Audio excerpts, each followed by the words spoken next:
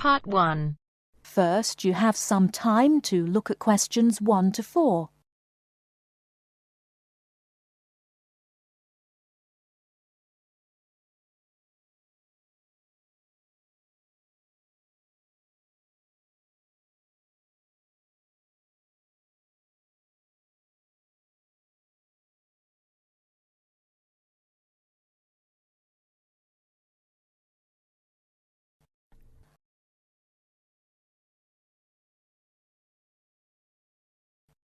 Listen carefully and answer questions 1 to 4.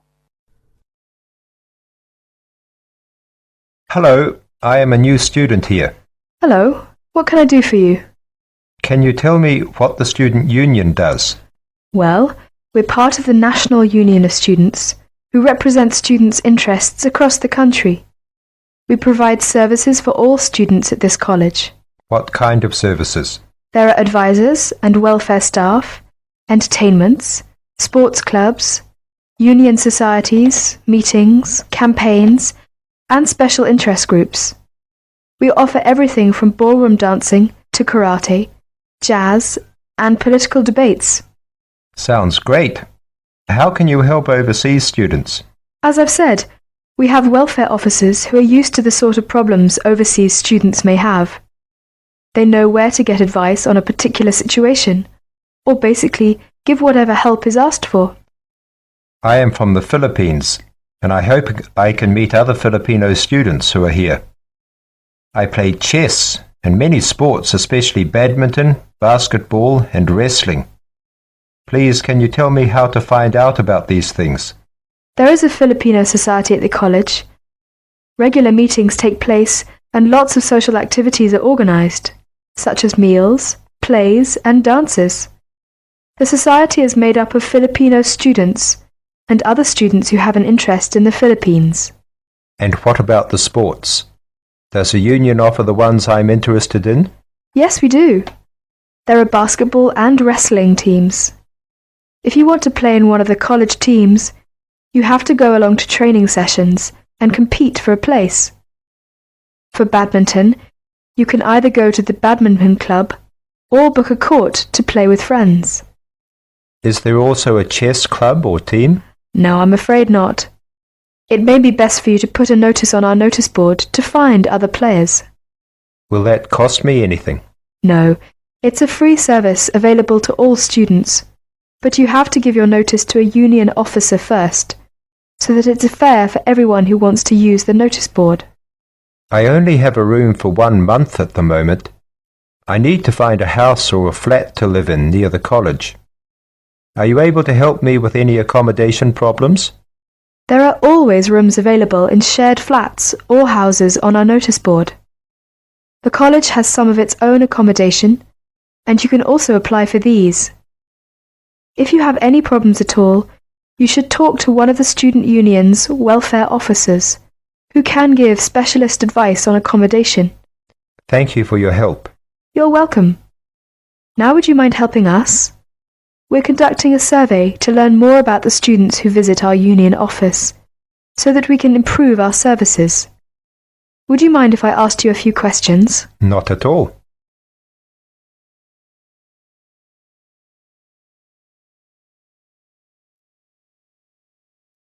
Now look at questions 5 to 10. As you listen to the student's conversation with the union officer, fill in the spaces 5 to 10 on the form. First, you have some time to look at the form.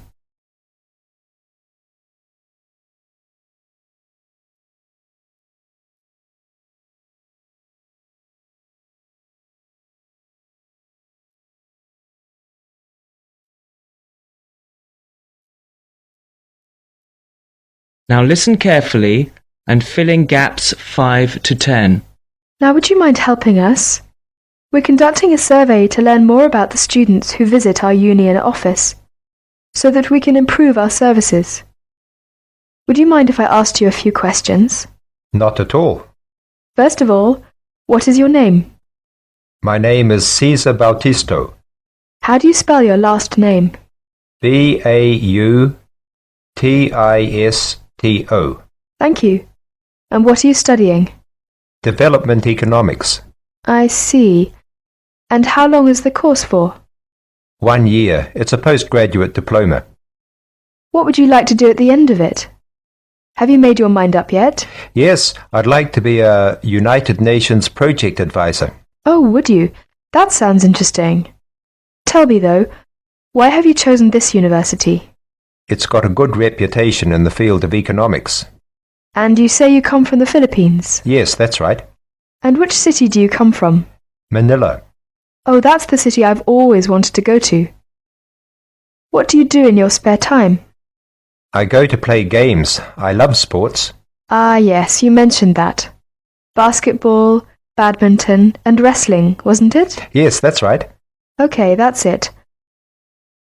I'll add your name to our mailing list. We appreciate your help with this survey. If you have any suggestions, be sure to give us a call or drop by at any time. All right, I will. Thank you. Bye. Bye.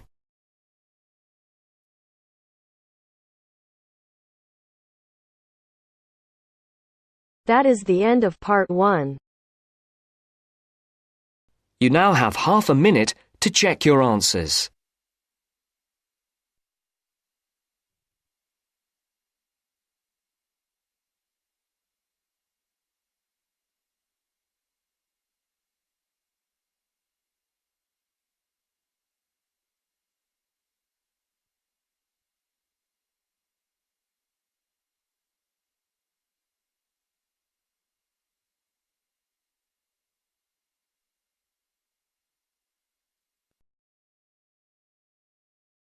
Now turns to part 2. Part 2. Everyone knows that we have achieved a huge amount in terms of space exploration. First, you have some time to look at questions 11 to 16.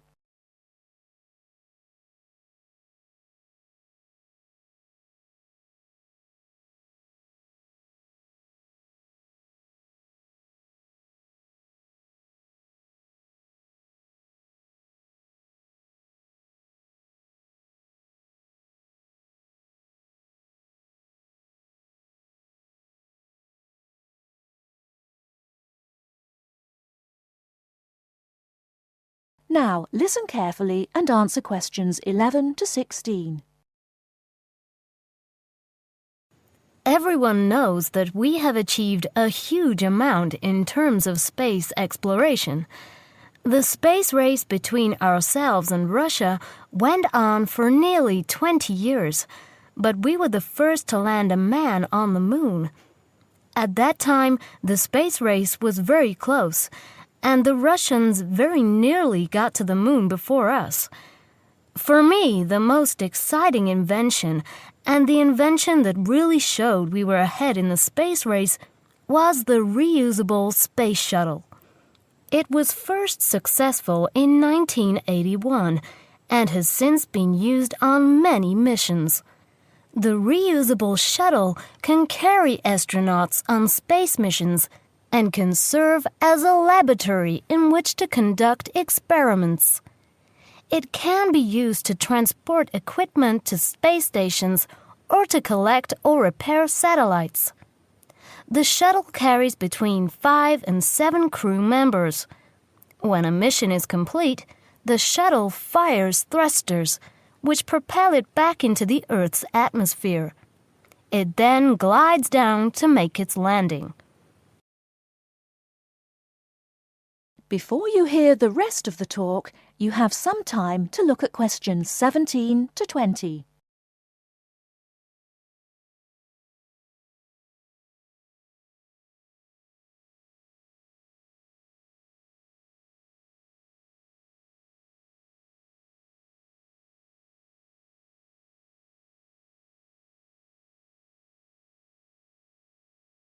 Now listen and answer questions 17 to 20. Although the remains of very early ovens have been found in many parts of the world, it was here that they were first used frequently in people's homes. In ancient Greece and in other parts of Europe and Turkey, people used ovens to bake bread. But it seems there was only one large oven that everyone shared.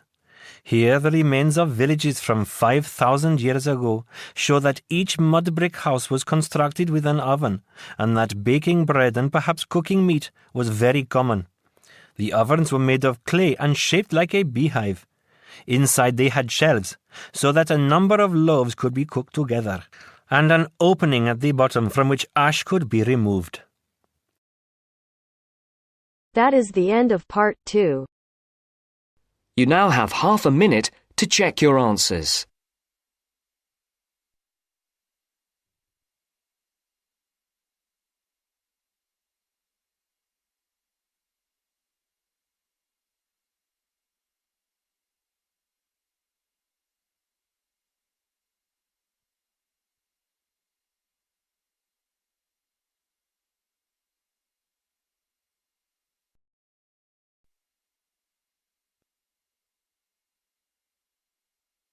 Now turns to part 3.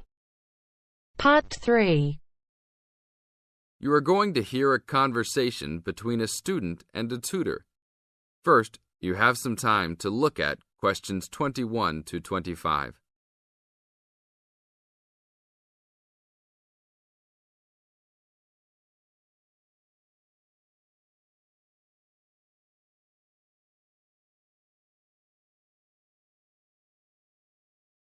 Now listen to the tape and answer questions 21 to 25.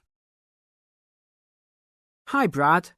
I was wondering if you have time to answer some of my questions about my upcoming test. Sure, no problem, Jeff. What is it that you're having problems on? Well, it's for my English final. We have to prepare a 5-minute speech to present in front of the whole class, including the professor. So I'm a little bit worried. Is there any specific topic, or can you do it on whatever you want? It has to have something to do with the origins of English literature. I'm thinking of doing it on Shakespeare, but I bet many other students will have the same idea. That's fine. Don't worry if others are doing the same thing. As long as you do a good job, that's all that counts. A good professor will grade all students fairly. You really think so? I suppose Shakespeare is the most famous author, so it should be fine. Besides, Shakespeare has so many works. You only have to choose a couple of them and talk about those. I guess you're right. Do you have any advice about how to prepare a speech? First, you need to select your topic. Have you done this yet? Yes, I have lots of information on Shakespeare. Good. Next, you should do a research on a specific topic. Do you have a deadline for which to turn in your speech topic? The deadline is next Tuesday. So you should have a detailed outline of what you will say by then. Do not just turn in a piece of paper saying Shakespeare on it. That will not give your professor any idea as to what you will be talking about. Okay, so you think I should write out an outline of my speech? Of course! Writing your speech out in outline form is essential. No one could give a speech from scratch. Even the president must refer to his outline when giving a speech. An outline will give you a good structure to base your speech on. Now look at questions 26 to 30.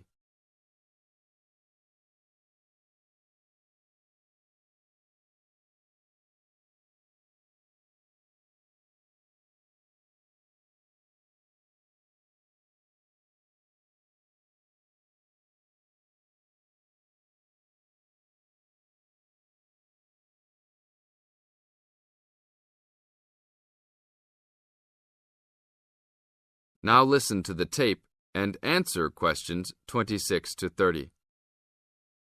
That's true. I was thinking that I would do an outline last, after I figured everything out. But I think your idea is better. What should I do after I have an outline prepared? You should then write the speech out, word for word, what you're going to say. This is so you'll have a firm idea of what you will say. It doesn't mean that the speech you will give will be exactly the same, but at least you have a fairly good idea what the final product will be. At this point, I can read it over for you if you want. Really? That would be great. I would appreciate that so much. No problem. Once you write it out, the next step is to practice giving the speech. At first, you can do it in front of the mirror, so you can see your expressions in your presentation. After that, you should practice giving your speech to some friends. I can listen to it for you too. That's a great idea. I really owe you a big favour then. Sure, you can do my Latin homework for me. Just kidding. Seriously, don't worry about it. I can help you with anything you need. So when is the speech due? Well, the speech topic is due next Tuesday. The speech itself will be due next Friday. I can help you any time you want because I have no tests this next week. Besides, I'm an English major and Shakespeare is one of my favourite authors, so helping you out will be no big deal. Thanks so much. Well, I'm going to the library to get started on all this. I'll call you tomorrow. See you tomorrow then. That is the end of part 3. You now have half a minute to check your answers.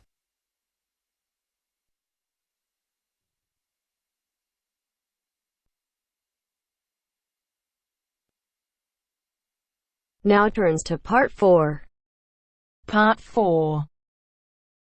You will hear a historian giving a presentation about techniques to identify the origin of handwritten books from the Middle Ages.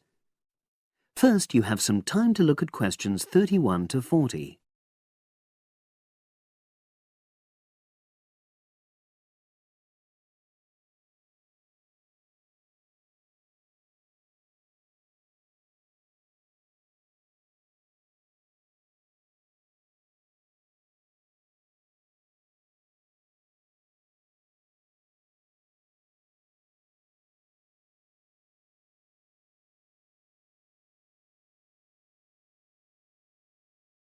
Now listen and answer questions 31 to 40.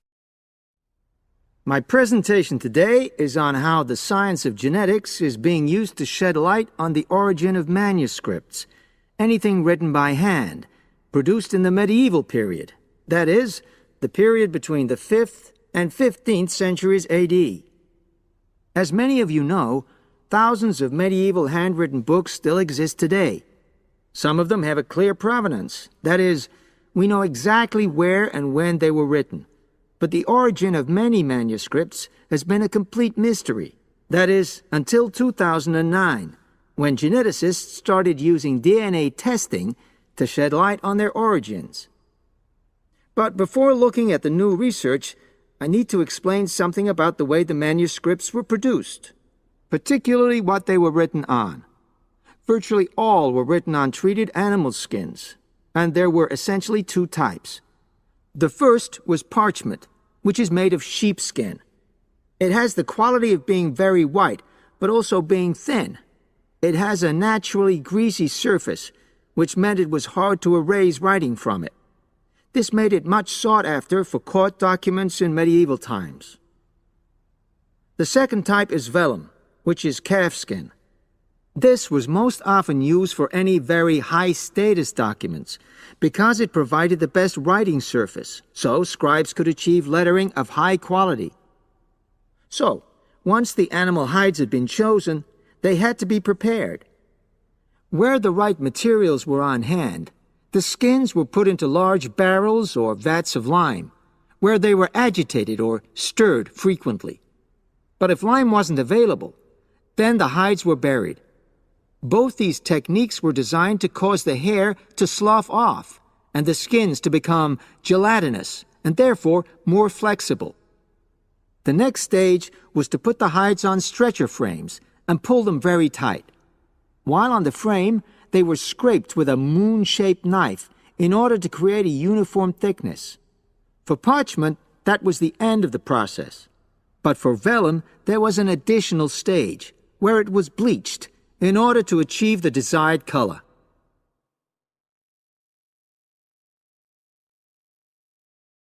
So, what does all this preparation mean for the quest to identify the origins of mystery manuscripts? Well, until recently, the only way historians and other academics were able to guess at origins was either through the analysis of the handwriting style or from the dialect in which the piece was written. But these techniques have proven unreliable for a number of reasons.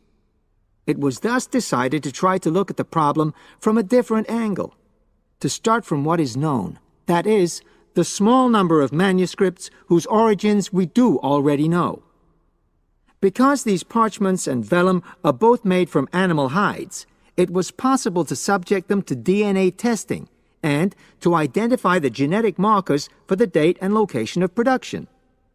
From this was created what is known as a baseline.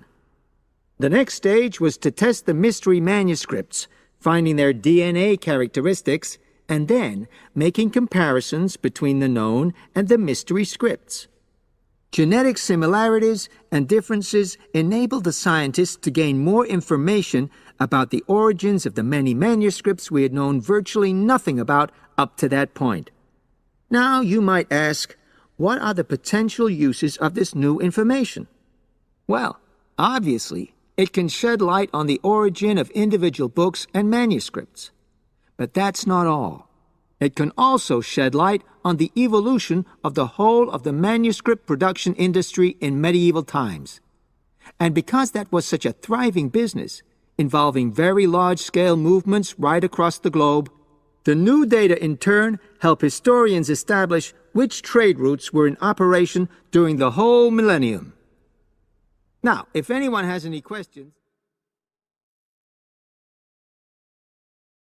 That is the end of part 4. You now have half a minute to check your answers.